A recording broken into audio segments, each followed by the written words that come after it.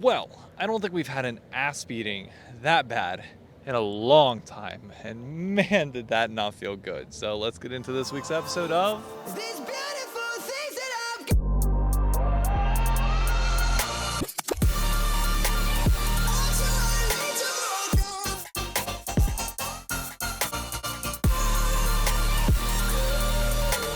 I don't know why an army of gnats decided to come out of the woodwork right above me, but alas, here we are. That FlyQuest series was not fun to watch. It's not like we didn't have our moments, specifically early on in game one, where yes, we did get a lead. And yes, we got some early objectives. I think I just swallowed one of the bugs. Filming outside, folks. But we did our patented throw. It just felt like we were late to everything. Our vision wasn't great, and oh man, once we had every tool to win that game, and once we decided that we were gonna like throw it all out the window, it went down in spectacularly glorious, flaming.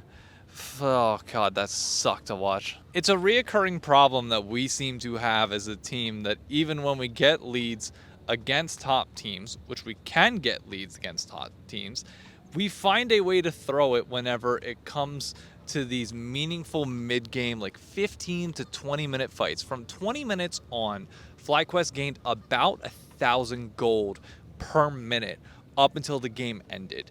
That is not something that we have ever been able to do against other teams. Like, we're able to build those incremental leads early on as we like out hands diff people, but then it feels like against the top teams, like our coordination is just not on their level. We're not on the same page. We're not able to go in at the same times. Like, their coordination just works better, which I think is going to be a repercussion of something that we'll talk about here in a minute. But for now, that's pretty much game one. Game two, I'm not going to lie to you, I didn't like our draft. I know it's a common talking point for people. It's going to seem like a scapegoat for many, but it's just the truth for me. Even back in game one, I didn't care for the Callista either. I've never liked the way that we particularly play around Callista. Nats, get out of the fucking way. I know, I'm in your space. But game two's draft felt impossible for us if we fell even the smallest bit behind. And guess what? We did. It seems like, at least against these top teams, we're still playing these harder to execute comps, but we're not executing on them, understandably, because the teams that we're playing against are better. So we're not going to be able to do as much. It sounds dumb, but I almost want to see us at least against like TL, FlyQuest, Cloud9. Dumb that shit down. Keep it as simple as possible, have as many go buttons as possible, play through mid jungle, and just absolutely let them carry. That Bard MF pick, oh, that bot lane did not work out well at all. I mean, Ayla, by all means, I've been singing his praises for weeks that he's been having a good year. That game in particular is going to revert so many people back to last year. Like, it is not going to be good for him, his image in any way, shape, or form.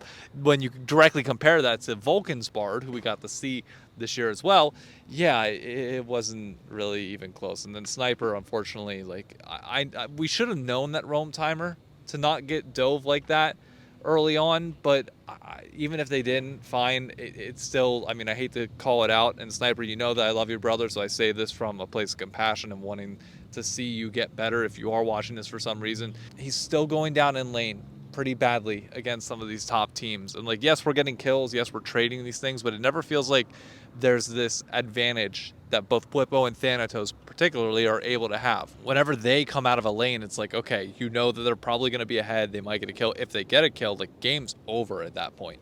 We just haven't been able to do so, which I think we have to talk about this now because it relates to the last few weeks of games. It relates to this match, and it has come out in interviews ever since. River, I think, was it River that talked about Scrims? I know River talked about how he ran it down in weeks past, but I forget who it was with Name Men that did an interview this week and basically just touched on, yeah, they cleaned up their Scrims a little bit. River stopped inting as much, but there was still somebody that was a problem, and Name Men notably like included a picture of Sniper on there saying that he is an issue in Scrims. And in general, our team has a massive problem with Scrims. It's the reason why our perception as a team, in terms of the people that you hear on broadcast, the players, everybody else, it's why it's so bad. It's the narrative that we've been fighting against for a long period of time now, for about a year and a half, that like, hey, we're better. We perform on stage, like we get on stage and we're just good. Even River said, like, for whatever reason, like we get up there and it clicks. But this was the first week for River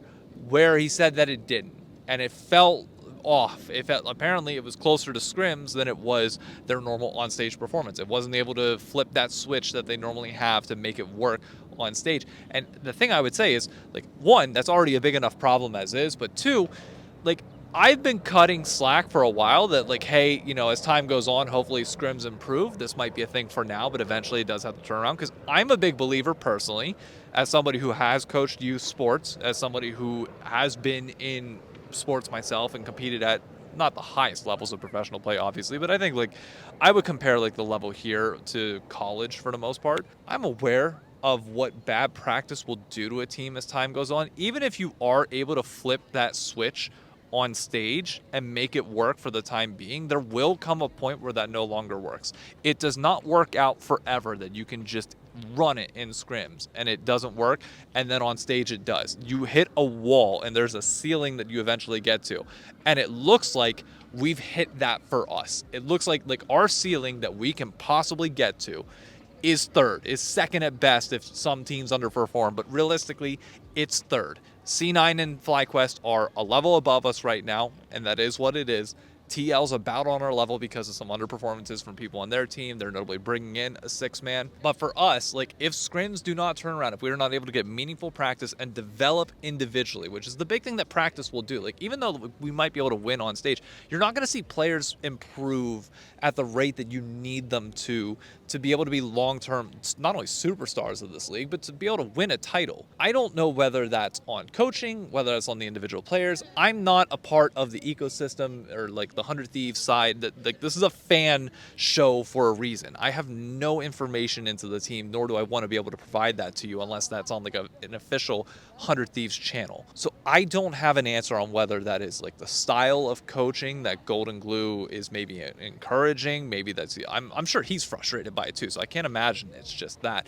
But what is up with our players to the point where we can't lock in during practice and have meaningful practice to the point where other pros feel like they're possibly wasting time against us or just doing it for mental health? I mean, it's a good hands check for people because we will hands check you. We are young enough and talented enough to make sure that we don't that we win some of those micro battles. But on a macro scale, I think one of the reasons why we do throw so many leads in games is because if our scrims are that bad and games are just over before you get to 15-20 minutes, yeah, no wonder why we don't know how to play with a lead. If we're running it down in scrims, this is foreign territory every single time that we get to it, and it's the reason why we keep throwing over and over again, and why perception is so terrible for the team. The Team Liquid 6-man announcement as they bring in UG over UMT got me thinking about whether a 6-man could potentially help us in any way, shape, or form. I mean, realistically, the two roles that you would look at getting a 6-man right now would be, I mean, you potentially throw in River if he's actually looking at retiring at the end of this year. Maybe you bring in somebody young to, like, train up his, you know, next protege. But I mean, for Sniper and Ayla, like, they're the two that I think, like,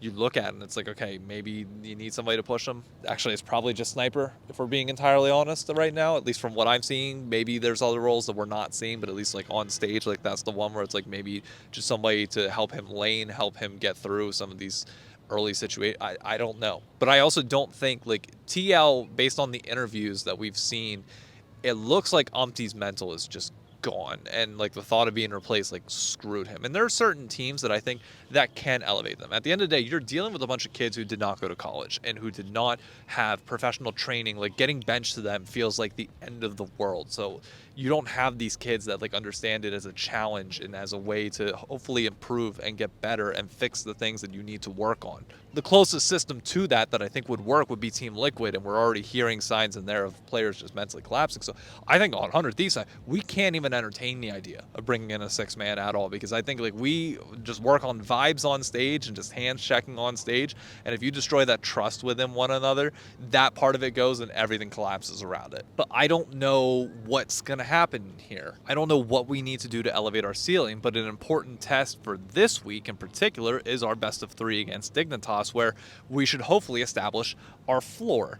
Realistically, we should not lose a best of 3 to Dignitas in any way, shape, or form, even though they were able to beat Shopify, okay? And these next 2 weeks now get really, really interesting for us, because if we drop this series against Dig, guess what? That's 2 wins for them. They're automatically in upper bracket. We're fighting to not get knocked out even going into playoffs, and then we don't get double elimination. So this match right here is insanely important to make sure that we establish to people that, yes, our floor is still well above those at the bottom 4. It might not be as high as the current top 2, and we might need to work on that, but at a minimum, it is not that low. Sniper versus Surdy is a massive matchup for the two. If Sniper wants to shake this perception that some people are starting to have of, it's been 2 years now, this kid should start to improve, you have to put Surdy down. You have to be able to neutralize him, get your advantages, and show your crack mechanics on a consistent basis, because we know Surdy come mid-late game team fights is going to be a monster. He continues to show that in the Dignitas games.